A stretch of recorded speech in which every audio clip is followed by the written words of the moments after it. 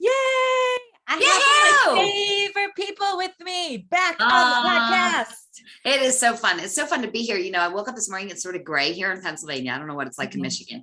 And we're in this impending, it's cold. It's super cold. Yeah. Well, we're in this pending, an ice storm is coming in the next day or so. So, I'm out there like picking up things off the grass because everything was melted. What could I pick up? Sticks and Christmas decorations and all the things, right? I've been in cleanup mode outside, but it's kind of gray and dreary. But I just said to myself, the best carrot I have to start my day is that I get time with you. So I was excited.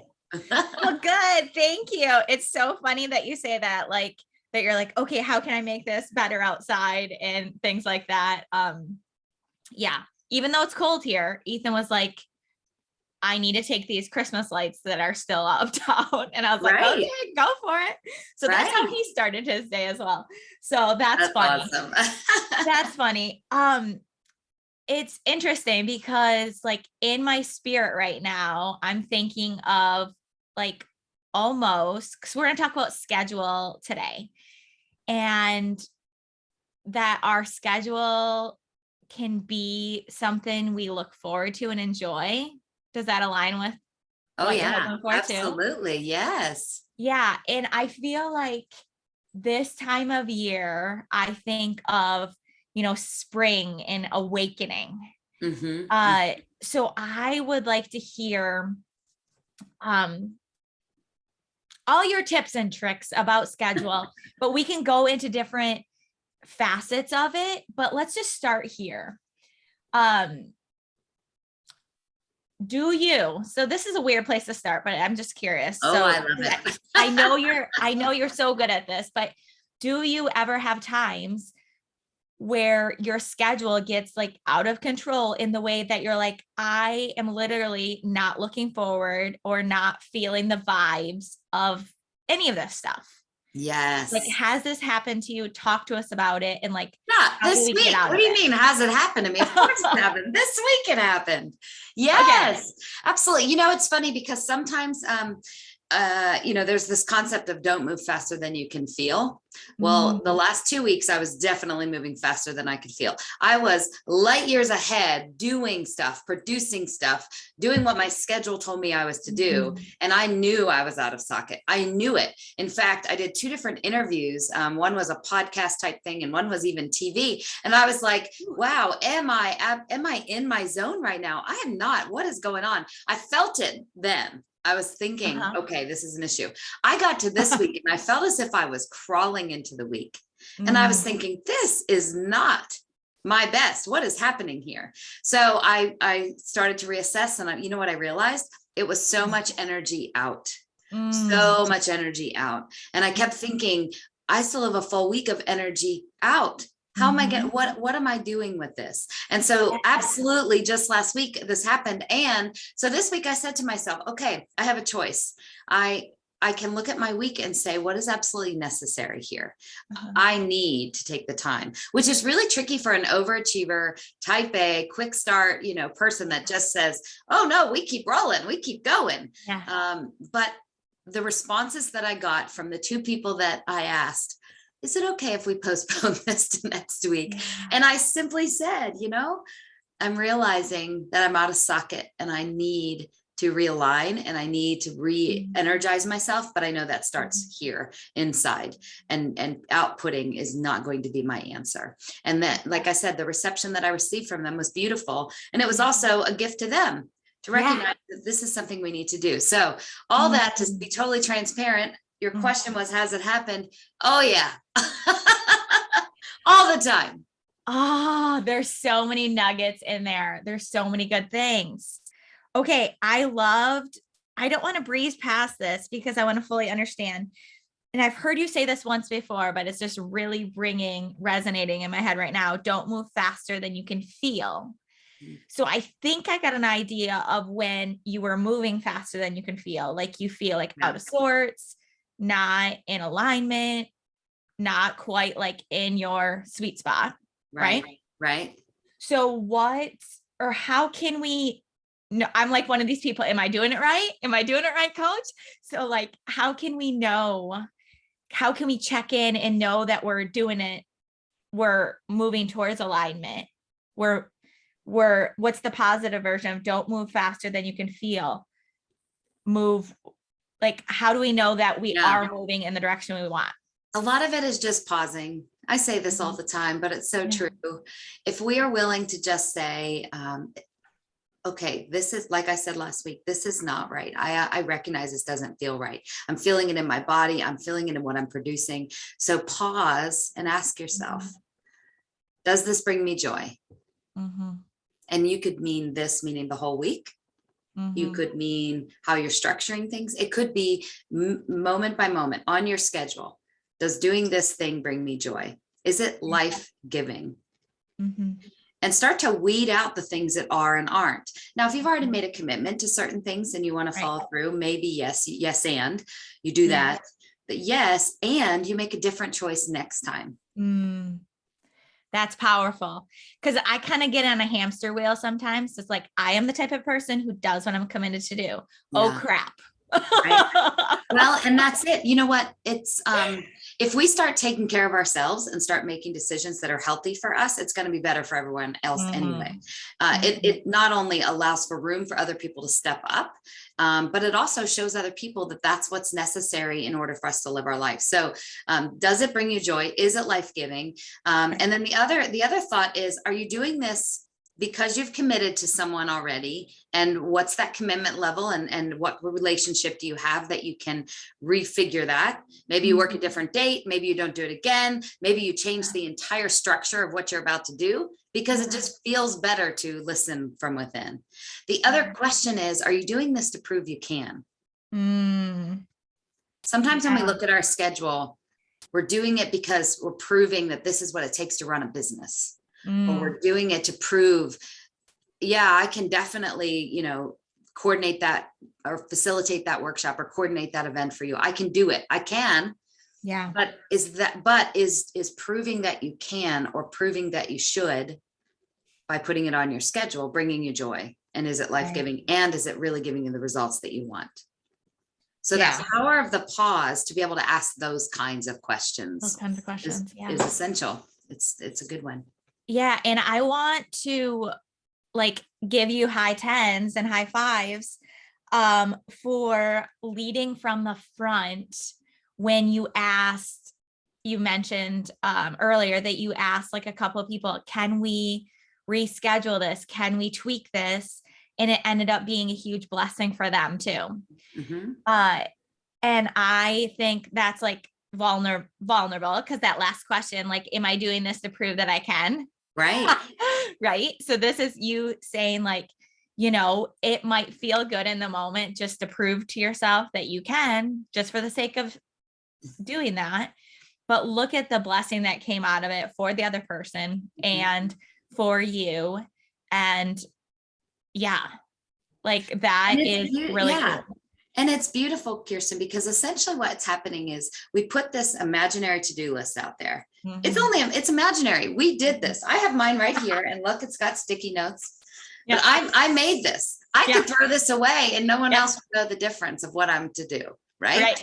So it's this imaginary thing out there that all of a sudden we're like, we must do things, and of course it feels You're good. Speaking my language, girl. Of course, it feels good to check things off. And of course, it feels good to be organized. But at the end of the day, when we become a slave to our schedule or a slave to our to-do list, we're not allowing for possibility. And this is something I've been working on in the last year.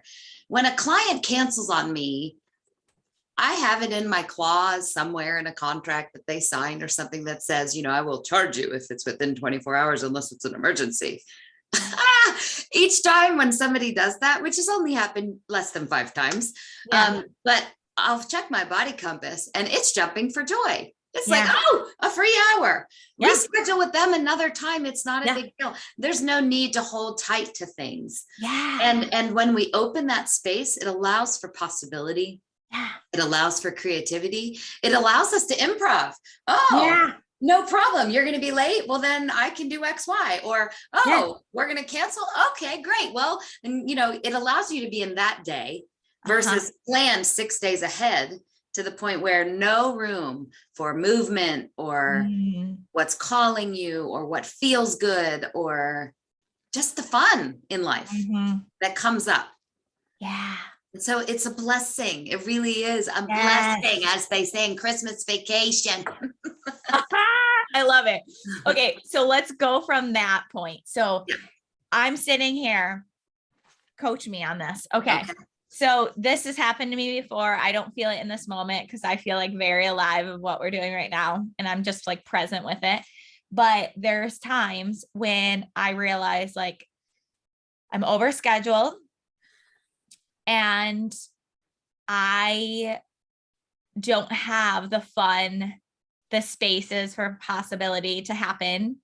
How can we be diligent yet not too structured? Because then that to me like takes away from it, but like making sure we're putting fun on our schedule. Or do you think we should put fun on our schedule, or how does that work for you?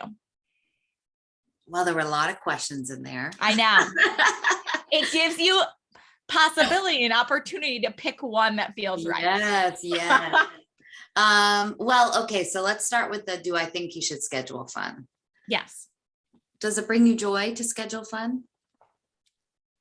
Not really, but I want to have fun. I want there to be space for fun. Okay. Well, and also given a current season where maybe your schedule is tighter because of kids or your business or whatever, maybe the structure of scheduling it feels, it could feel freeing because at least, you know, you've protected some time. Okay. Essentially what I like to look at is, instead of your life taking you, as fast as it can, you're taking the reins of it and you're saying, okay, I want to at least have the reins of what's going on. So I want to feel like I'm a little more in control of this. So with that said, if I say I can't seem to find fun, scheduling it may be my only option now. That's a first step. That's a turtle step to saying, okay, I'm going to make sure that on Friday afternoon, I'm going to do something. The cool thing is, I don't know what I'm going to do. I'm not going to schedule it. I may do this, that, another thing. I may create a big jar with fun things I like to do, and I'll pick one out and go do it. Right. So there's a little bit of freedom in that, even though there's still a little structure. I see.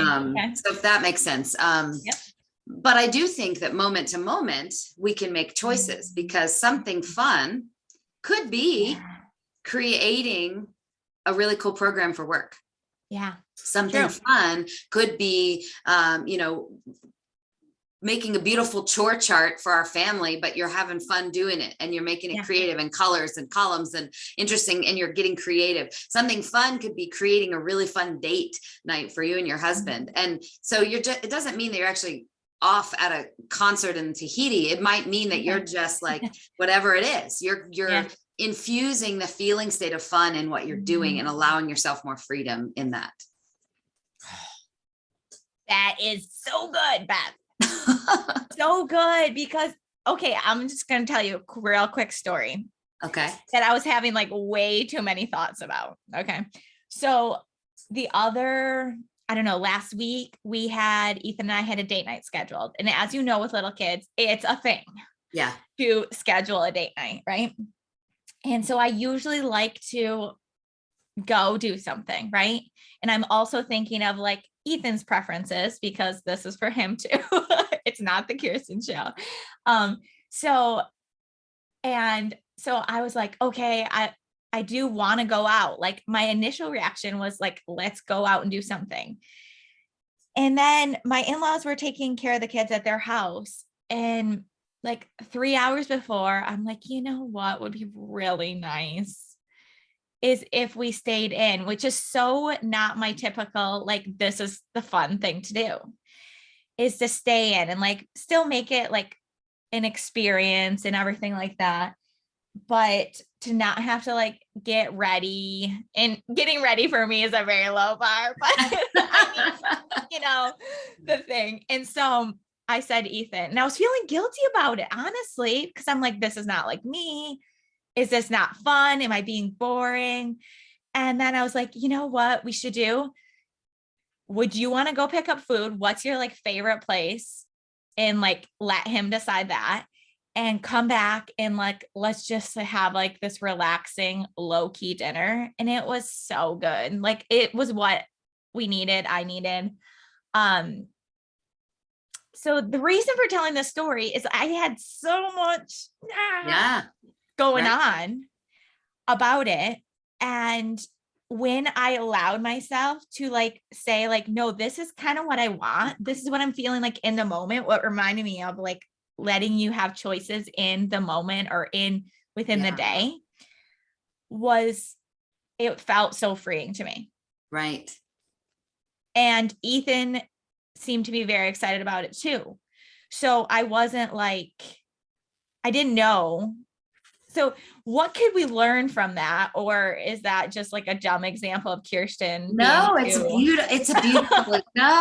a beautiful example. It reminds me of something I heard a long time ago, Kirsten, where if you're listening, picture yourself just jamming with a radio. And back in my day, we put it on our shoulder and we walked around. And I always had it. I was the girl in the back of the bus with the jam box, right? Like that was it. It was awesome. So picture those kind of a thing, that kind of a jam box. Yep. And you're playing a song, and that particular song might need a little more bass. Or might need little more treble, or sometimes when you're in the car and you put it on your speaker, you want the bass, you want it in the back, you want to feel it from the back of your car, right? So whatever the song brings, in order to allow it to have the best of its playing ability, you might have to turn up different dials. And so I think what you just did was you turned up the dial that you needed in that moment. Your song required you to have some quiet time at home, just the two of you, that didn't require you to do all the social expectations of getting ready, finding a place, getting there, you already found the babysitting. That's hard enough. Yeah. You said, this will be good for us as a couple. This will be good for us as individuals. And you listened to that. You turned up that dial. There may be another time, the song calls for turn up the bass and get yourself some hottie shoes and get on out there. Go to the dance club. But you're listening to the song of the day. Yeah. Giving it so turning up the dial that needs the attention. Sometimes that dials your children. Sometimes that dials your work. So if we look at bigger perspective, not just about your marriage, but sometimes it's your marriage. There are times when others can be totally turned down and, I got to focus on my husband right now. I'm recognizing that he's feeling on the periphery or, whatever that may be. So that's just a really, for me, it's a good check-in. What dials need to be, tuned in right now? So do you feel like you would advise, or you can talk about like yourself, your clients, whatever, you would check in with your schedule, how regularly? Because sometimes I do find there's certain things that have some resistance to get started. Working out like that, or working out is like that for a lot of people. To get started, they have some resistance, but they don't regret it once they start. Right. And there's other things that I notice in my life that might have some resistance to get started. And so maybe we like differ on this, but like for those kind of things, to do like have some commitment around them, knowing that it's going to help you, like a framework or a commitment is going to help you for, and then to reevaluate, definitely have reevaluation points. But a lot of times we get stuck in our own head, or we get stuck not starting, and it's not helping us. It's not helping us kind of, step into the magic and beauty that our lives like truly deserve. So I love that you've said already in this interview, and you've said other times to me, hold on loosely. Like that is powerful for me. So how can we hold on loosely, or like, how can we begin or take the next step into scheduling our life in a really powerful, amazing way? I think that one really simple thing is to, even just looking at your to-do list or your schedule and writing it out or having it in front of you and looking at all the individual pieces, but then literally pulling the pad away from you. saying, okay, what's there? Give it a more of a soft focus. Okay. So for me, if I have a soft focus, I'll be like, what stands out at me? Oh, I wanted to start a book club around that. Oh, interesting. Okay. Maybe that's important, whatever it is. I don't even know. I'm looking at my thing. Yeah. But creating that soft focus allows us distance from the thing and us. And it allows us to prioritize in a different way. It allows us to check in with our body. It allows us that pause and allows us to say, all right, what's really important here? And we're going to get those things done. You've seen the example of, the vase with the big rocks and the little rocks. And if you put all the little rocks in first, you can't even fit the big rock in. But if you do, so it's about prioritizing. So keeping that soft focus. So if somebody were to come up to you right now today and say, what's your intention for the day? What do you want to do for your day? Yeah. You have this overall soft focus. And then, there are 28,000 things you could actually do to do that. But how do I keep that soft focus of what my intention for the day is by doing what I think I need to do in this moment? Mm-hmm. And I recognize that if you're looking at your schedule right now and it's every color filled, completely smushed together, you might feel a little bit anxious about this kind of conversation because it's not easy to moment decide what feels good in the wind. I understand that feels very extreme. But it only starts with little spaces. Can you buffer? Can you give yourself 15 minutes in between each meeting that you have? Can you take a walk? You know what I like to do sometimes when I'm just really like meeting to meeting, I'll start writing with crayons. Oh, yeah. So whatever you can do to shift perspective or yeah, because I also am kind of tight to my schedule. So I need these little things in my pocket to allow me the shift. Get up and go take a 10-minute walk. It doesn't even have to be a 30-minute walk. Just get outside, throw the ball with the dog. Anything that allows you to remember, pull back, friend. Allow yourself, like when you back to that horse analogy, don't tighten your reins so much your horse is dying and you are feeling all the tension. Let loose and allow it to just gently be. And then when you start making choices, use that as your feeling state. Use that as how you want to move forward. Use that as your buffer. Use that as, this is what I want more of. It brings me joy. And then you'll start to see your schedule create a little more room for yourself. You'll start to notice that creativity creeping in. You'll start, once you commit to it and commit to that feeling state as being more a part of your schedule. Yeah, that's really good. Like using creativity. I like the crayon idea. I hadn't thought of that. Also, I mean, like you said, the little moments, like getting outside and pulling back. I love all those things. And I'm thinking of your first story of how you really empowered the other individuals by what you led from the front in a, could be vulnerable way, depending on.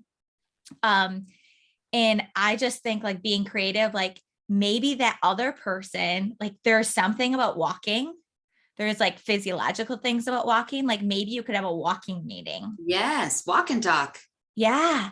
And I think like when there's like some science around crossing over and like walking, that it is just so powerful. And you would be surprised at how it could be a blessing for both you and the other person. If you were brave and say like, hey, I know we usually do this for our meeting. Today, do you want to, or this week, do you want to try? Oh, walk and talk, like you just said. So that's awesome. I love that creativity. And essentially you're just taking the instructions for how things are supposed to look off and saying, okay, what could this look like? In the morning, you could be thinking, I need to relax more. I need to relieve my tension. I want to have some more fun. Okay. I have a busy schedule. I can choose to bag it, barter it, or better it. We've talked about this. I can bag it by getting completely rid of it. I can barter it. Well, that doesn't make sense with a schedule, but bettering it, I could walk and talk. I could say, why don't you and I, why don't we hike in the mountain and get a really cool perspective? Why don't we, whatever makes it more fun and relaxing that day. And then there are other days you wake up and you're ready and you're on it and you're honed in. Great. Go with that. Again, it's about listening to the song of the day or the moment and trying to make what's best in that space work for you. Like that just like makes me settled in my spirit hearing you say these words. Awesome. Thank you for sharing that. I know that people listening are going to be like, oh yeah, Kirsten and Beth, fancy for you to say you're entrepreneurs, you're this, you're that. Like, no, they're not saying it like that, but for those of us, and I know I've done this, I've been an entrepreneur for a long time now. Basically my entire career. And there are times where I get like in my head, even though I know this is not true, I think I cannot, like, this is my restriction. So talk to us about people who have like a little bit more strict schedules, like they work for another company, they work for someone else. They feel like they're at the whim. This has happened to me before of their kids. And that doesn't feel like it feels like a very reactive place to be. So talk to us if we're feeling like I don't have those kind of choices. What would you say to someone saying that? If somebody said, I don't have those kinds of choices, immediately I would want to say, are you sure? And again, if the people listening are saying, yeah, you guys are entrepreneurs, it doesn't matter. It doesn't matter what I am. It doesn't matter what you are. What are you as a listener? Like whoever's listening to this, who are you and why don't you have a choice? Because I feel like if you've chosen a job that gives you a lot of structure with very little freedom and creativity, is that in alignment with who you are?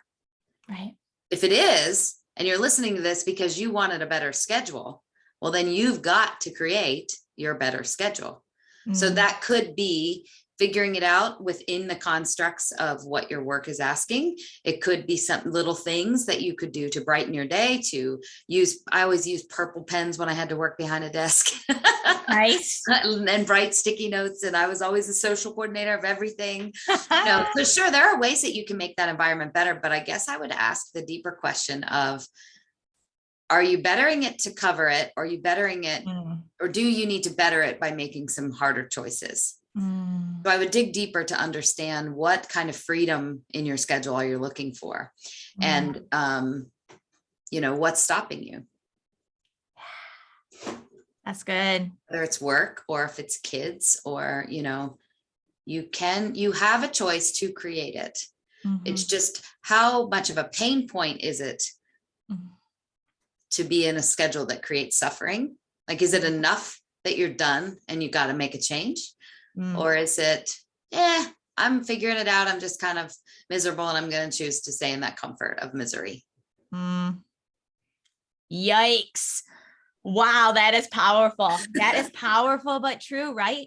There's been times in my life, and this sounds so weird looking back, but it had to get to the point of being like, really bad, whatever really bad was in that situation, for me to be like, nope, we gotta excavate what's happening here and let's start the building over, of kind of seeing like, how can we, it had to get bad before I was willing to make the hard choices or the whatever to make it better. And my last big job, I was in it. Yeah, exactly. My last big job, I was in it 2 days. And after all the training and all that I realized that I was going to do rather than what I thought I was going to do, literally, I was Googling, how do I quit a job I just started? Because I thought, I know this isn't going in the right direction. Now I stayed with it for several months. My social self wanted to make it work. I actually worked within the division that my husband, higher up supervises. So I thought, I got to be careful here. I want to be thoughtful. But at the end of the day, it just was in complete misalignment with who I was as a person. So I heard that. I knew that the second day of work. And, I stuck with it. And the more I got some coaching, and the more that I, really sat with it, I knew it was just, how was I going to make the choice? And I was afraid. And the finances, the security that it gave me was really important to me. And it was something that I didn't want to let go of. And I had lots of stories about what that would look like if I stopped doing that. And so I pursued for a while. And the freedom that I felt when I knew that I wasn't going to be doing that anymore was lovely. The people were lovely. The space was lovely. All about it was good. It just wasn't the right fit for me. And I had a choice, and I made a choice, and I couldn't be happier with what I'm doing now. I couldn't be happier with how much more in alignment that I am of following my true, the intuition of who I'm meant to be. And it's helping people to find their song. It's helping people to listen to that song and be willing to make some hard choices that allow you to play it loud and clear for all the world to hear. Love it. You're rhyming over there. I love it. So good. Play it loud and clear for all the world to hear. Is that what you said? Yeah, it's true. Because we all need more of that, don't we? Wouldn't it be amazing if we all, if we said yes more often and did the things that were in alignment with our heart, in our true sense? Because when we have a bunch of people firing in that way and bringing their light in a way to this world that is at their best, yeah. I mean, all of a sudden I just see light and glowing. Like I literally all of a sudden zoned out. I see the earth with this beautiful glow around it. Yeah. When we're all at our best. So if we can just make it's about 1 degree turns. We've talked about this before on other podcasts, but it's about making 1 degree turns at a time. You may not be in a situation where you can make a very quick decision. You may not be able to excavate in this moment, but what are the 1 degree turns you can make that at least get you going in the right direction, so that eventually you're on course and you're doing more, you're incorporating more of your true self into your life and into your schedule. Yeah. And I feel like the 1 degree turns feels like it's not, when you knew you had to quit that job, right? That was like a big move for you. You had like lots of things to figure out, right? Yeah. And so with the 1 degree turns, what's kind of cool about that I'm just like thinking about is you can try this 1 degree turn, and then you get a read on that 1 degree turn. And so you don't have to do what I sometimes do, 180, 180. Right. And it's this little piece of trial and error. And I think that, Julia Cameron does The Artist's Way. And, it's intensive writing for 30 minutes every morning. It's a beautiful exercise if you're willing to put the time in. But part of her assignment is an artist date. She recognizes that if you're blocked, you got to go out and get creative. You got to go out and be stimulated in that way. And I think that, taking my job, for instance, I was blocked and I knew it. And my salvage, my place where I knew that I was going to find security was in creativity. So I took some improv classes and I told a story in front of not a million people, it was probably 40, but felt like a lot of people in this theater. And honestly, that's where the Grounded Canary was born, because I chose to tell a story about my heart in Romania with the gypsies. I didn't even know when I told that story that it was going to end up being my ticket to my next career and my business name. But I was choosing to get creative outside, because sometimes we can't see the solution when we're right in here with our blocked space. We need to go out and get creative. And it could be a nature walk. It could be the Arboretum here at Penn State. It could be anything that allows you to think beyond where you are.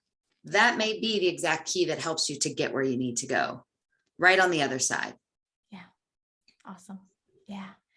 Well, that is just so beautiful. Thank you for being here today. I know that you have some amazing tools that I think are powerful to have, that you can walk people through. you could do either like a one-off call. Do you allow those? Yeah. Absolutely. Like a one-off to just try it on for size, like a 1% degree change. And, get some support and help. Like, I am just on this like quest right now for everyone to, yes, like step, like you were talking about earlier, the glow of the world of what could happen if we were doing things that made us feel alive in all the right ways. Right. And if we had more people doing that, of like completely being their authentic, like be themselves, but bigger and braver.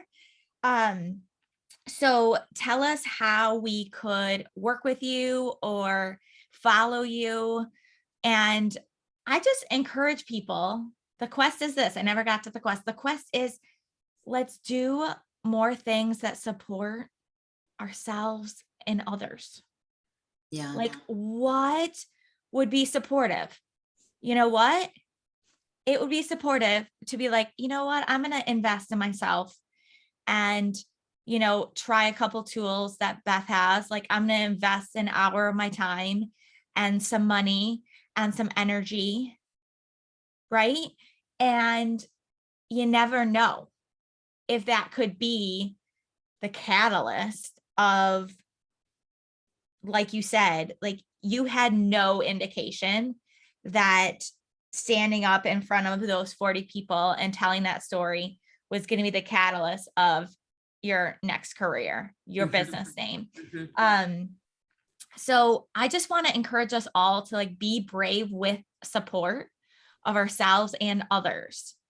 And if you do get stuck up in your own head, support is one thing. And then the other thing I've been talking about, it was tip number 1 in loving your workouts more, was forward facing. And you can apply this to anything. It does not have to be a workout, but you can apply it to workouts.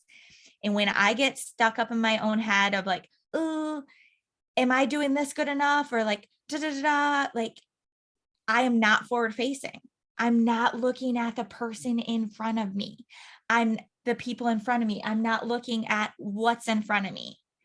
I'm just like getting all like, restricted and like taking back rather than like forward facing and open and being like, what's in front of me? Who's in front of me? Let's focus on that. And as soon as I focus on that, all this other stuff works itself out. Yeah, absolutely. So how can we give ourselves some support and reach out to you or follow you? Well, I have 2 thoughts on this real quick. You just said something to me that reminded me of something Brene Brown says in her new book, Atlas to the Heart. And she talks about the importance of swimming and how it is a part of her day. It is her reflective time. It is her me time. It is her physical time. It is a time for her to just have her own meditation. So she jumps in that pool, she starts swimming. When she notices the person beside her that may have better form, or she notices a person beside her that might be a little faster, she starts running into the floaties on her lane, right? And she loses track. In fact, one time she said by trying to keep up with someone else, she actually really hurt herself and took her out of this. The whole point of what she was doing was creating a space for herself, something that she recognizes that was such a life-giving thing. The moment she looked elsewhere and other things and the way other people are doing, it ruined that space for her. So when you talked about that, Kirsten, it reminded me that we just need to stay focused on what's our best. You can't be behind in your own path. And when you recognize that something is good for you, stay in it. Don't look around what's good for other people. It doesn't matter what's good for other people. You can get ideas from them, but what matters is for you. And so with my coaching, that's what I talk a lot about. What is true to you?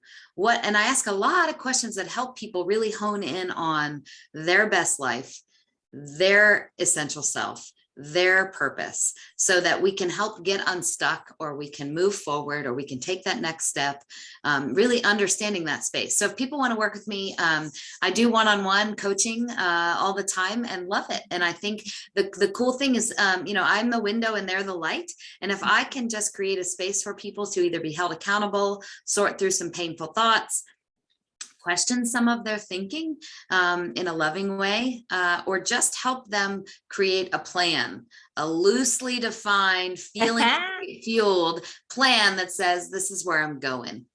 Then they can cultivate that. And the more that they learn those tools themselves, they can fly on their own, listening to their own song, and that's really what I do. So if people want to reach out to me, I have a website. It's thegroundedcanary.com. On there, you can also email me directly. I do offer a free 30-minute session. And that just allows people, like maybe they heard something today and they want to dig a little deeper, or they want to just ask about what life coaching is. What does it look like to have a session with me? We can talk a little bit and just get a feel. Am I the right fit? If not, I can refer you on. I'm with you, Kirsten. Yeah. I just want people to find their glow and find what it is that makes them shine. So the world, is just benefiting from that beauty. And so whatever that means, however it happens, I'm here to be at their side helping. Oh, so good. So good. Did you have anything else that you were like, I really wanted to say, or like, I want to leave the listener with this? Anything else that we didn't touch on? I think that something that I've been trying to do myself is just give myself grace. So I encourage anyone listening, just give yourself grace.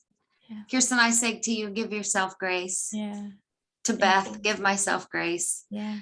Because when we look at our day and what we want to accomplish, or when we go to sleep at night, I've had too many nights where I have withered into bed and thought, gosh, I have so much more to do. I didn't get it all done today. And after a lifetime of that thinking, it's exhausting. And so we have to give ourselves grace, and also know that every new day, what was it? I read something yesterday that yesterday was invented for a reason, or tomorrow was invented for a reason. Tomorrow was invented for a reason. And the point is, there's tomorrow. Yeah. And so just giving yourself that grace and enjoying the moment, I think is really essential to loving the day that's before you. So good. I feel so empowered and open and freedom. Like, we are doing it. You are doing it. And when you said, it was interesting because when you just said, Kirsten, give yourself grace, I thought, oh, that's nice. I like that. I was like trying to receive that. And then something happened that this is so interesting to me. When you said, Beth, give yourself grace, like I embodied how powerful, and for me, how much of a challenge sometimes to say, like, Kirsten, give yourself grace. So when you said, Beth, give yourself grace, it felt different to me in my body. Like I got chills from that. And you would think that I would get chills from you saying Kirsten, because you were looking at me and sincerely saying, Kirsten, give yourself grace. So I want everyone to use their own name and say, like, Beth, give yourself grace. Like, use your own name and do it. Because I think, at least for me in this moment, that felt like very powerful and awesome. And I think that's a beautiful, awesome place to leave our listeners with. And thank you for being here. Yeah. Making changes to love this podcast. And I usually don't do this, but I know you're like, I'll roll with it, Kirsten. So if you are not subscribed, like subscribe on wherever you listen, so you don't miss some of these magical episodes that come out, right? So Beth, look back in the episodes, because you have 2 other episodes that were most listened to, and you're on like a couple of the roundtables I had as well. So these are powerful, and you're going to get different things. I want to say each time you listen to it. So if you really loved this, write this down in your phone or on a Post-it note with your computer, which episode this was, and come back and listen to it a month later, because I promise you, you'll hear something else. Yeah, right. Absolutely. In each moment, it depends on what you're ready to hear. Yes. Well, thank you, Beth. Thank you. This is fun. The Grounded Canary. The Grounded Canary is where you can find her. Live Fitness Inspired is where you can find me. We're so happy to be here. Yeah. Make it a good day. Make some choices that align with who you are and joy. Yes. Awesome. See you later. See ya.